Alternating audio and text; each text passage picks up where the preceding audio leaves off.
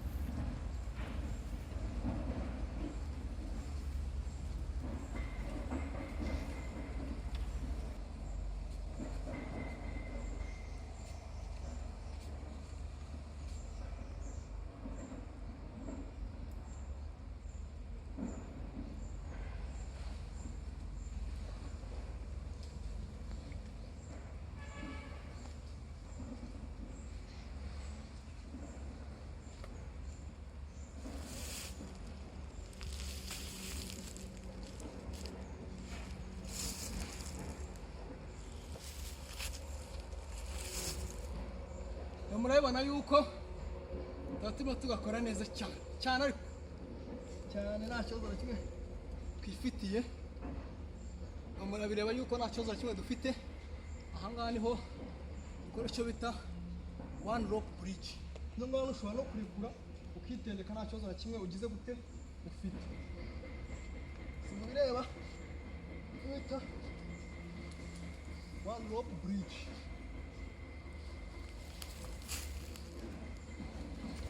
One rope bridge. Urabona yuko ushobora no kugenda gutya.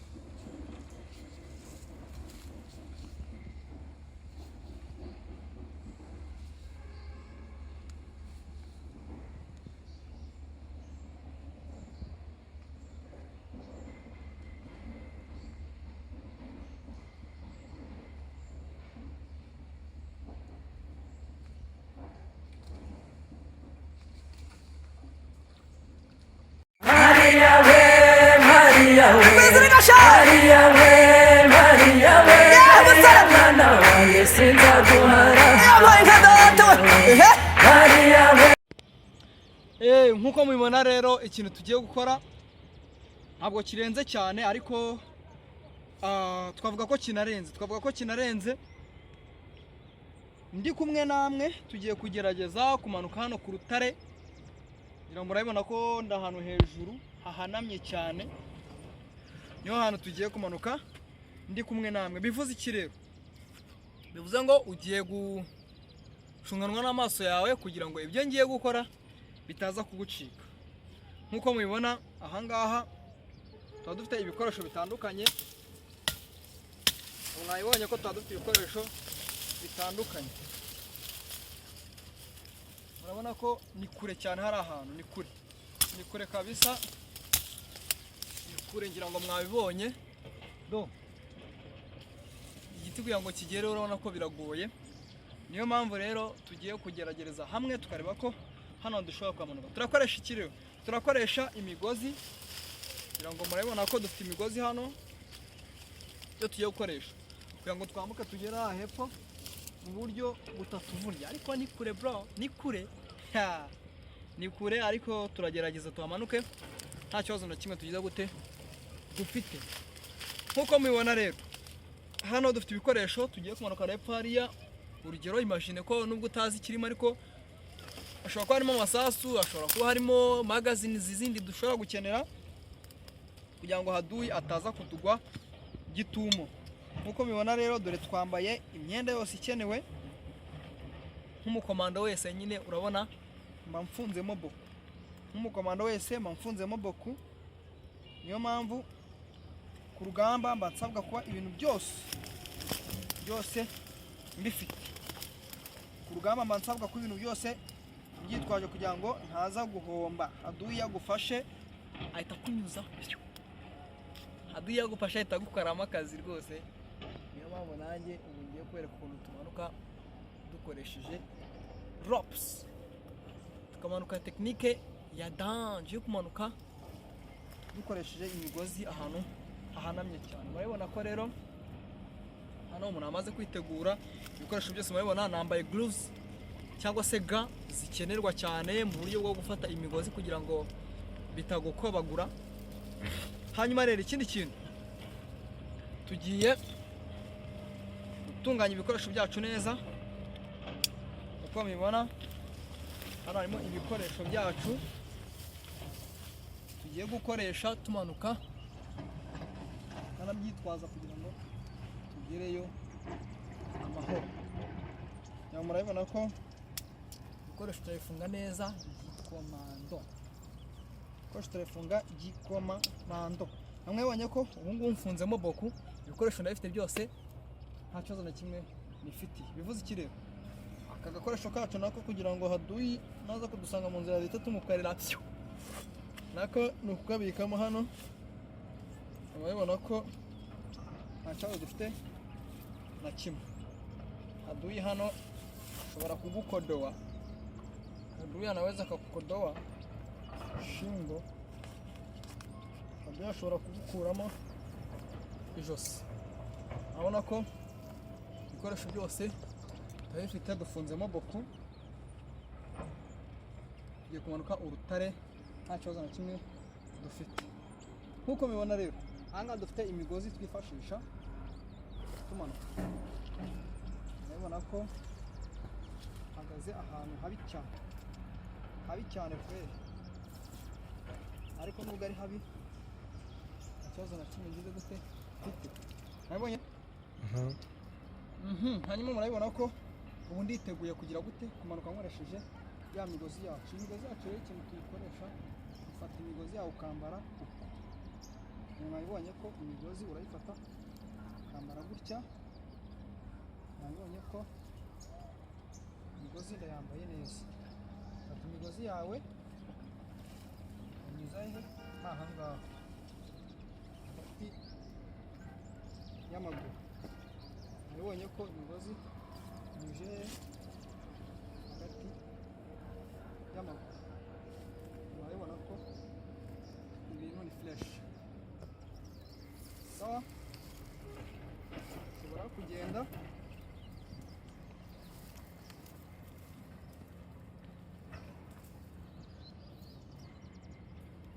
ubonye ko ndimo ndagenda nta kibazo ngiye mfite cy'ubuzima mfite. Murabona ko nta kibazo cy'ubuzima bwose guma aho ngaho.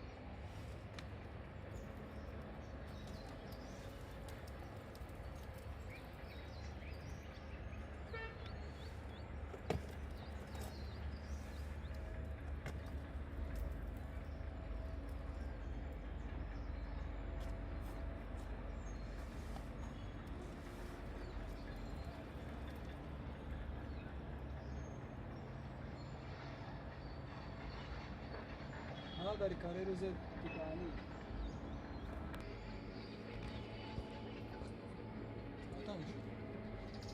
Nk'uko mubibona rero dore ubu ngeze hasi.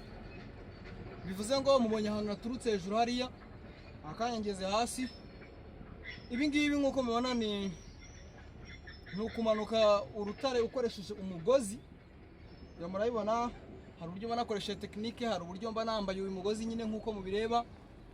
Ubu ni uburyo bwo nyine bukoreshwa nyine ushobora gukoresha umanuka ahantu utabasha nyine ahantu udashobora gusimbuka cyangwa se bigusaba kuzunguruka, ukamanuka mu buryo bworoshye ukoresheje umugozi. Uko mubona ubu ngubu nsa n'uwicaye rwose nta kibazo na kimwe mfite.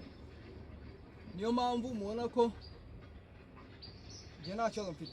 Noneho rero ushobora kwicara, ushobora no kuryama rwose ugasinzira umeze gutya ameze. Ibi ngibi ni uburyo bukoreshwa cyane cyane n'ingabo cyangwa se na polisi bijyanye n'imyitozo bafashe. Ubu ni bwo buryo bwonyine bukoreshwa, ushobora kumanuka ahantu hari urutare ariko ubona biri kugore kugera hasi, ugahita wambukiranya ukagera hasi mu buryo bworoshye cyane. Reka dukomeze rero dusubire.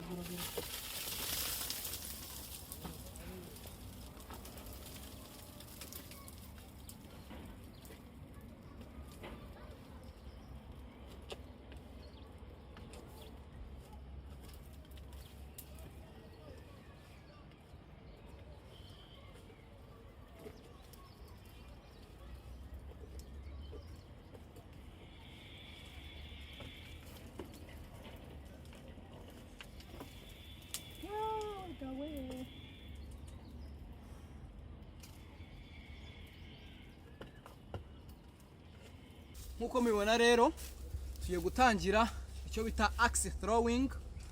Turaza gukoresha amaboko abiri, dukoresha ukuboko kumwe, turigira hamwe ukuntu tubigenza, hanyuma tugahitinga target.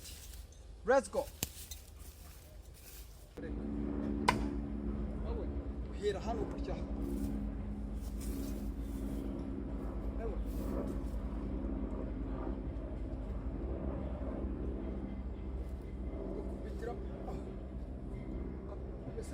Koresha ukuboko nka vandarateri, apana kukujyana.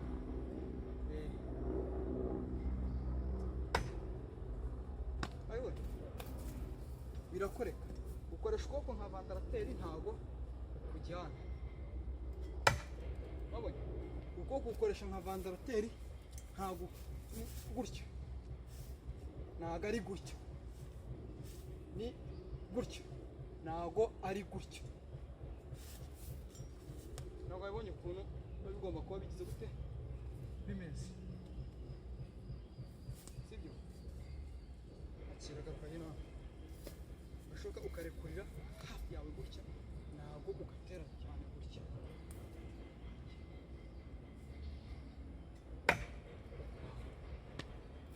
Ayibonye, ukarekurira hafi yawe, ntabwo ugatera gutya.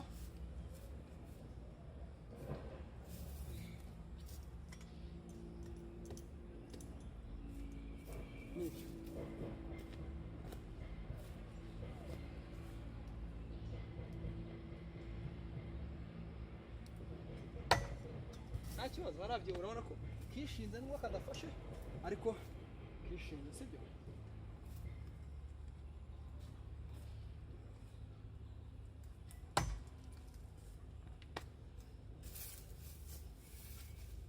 Urabona ko birashoboka ko n'amaboko abiri nayo wajya gute wayakoresha. Ufata agashoka kawe ugatera ugakoma. Urabona ko byose bigize gute birashoboka cyane. Ufata n'amaboko abiri gutya ugakoma, sibyo? Nakomeza ukoreshe ukuboko kumwe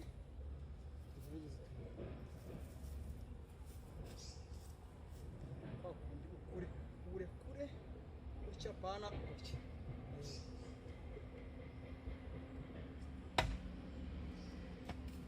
Urabona ko hano birakunda cyane, sibyo? Birakunda ku buryo ugakubita, ntabwo ukubita ni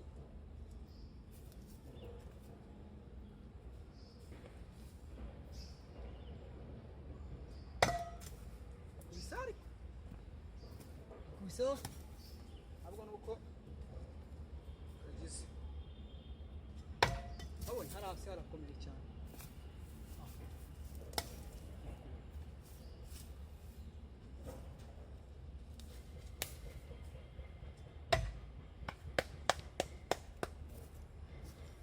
Urabona ko hano urabikoze. Yego biranashoboka yuko amungani wanagahera n'imbere yawe gutya ukagatera kagafata. Ibi byo biragoye. Gatera bwanyuma.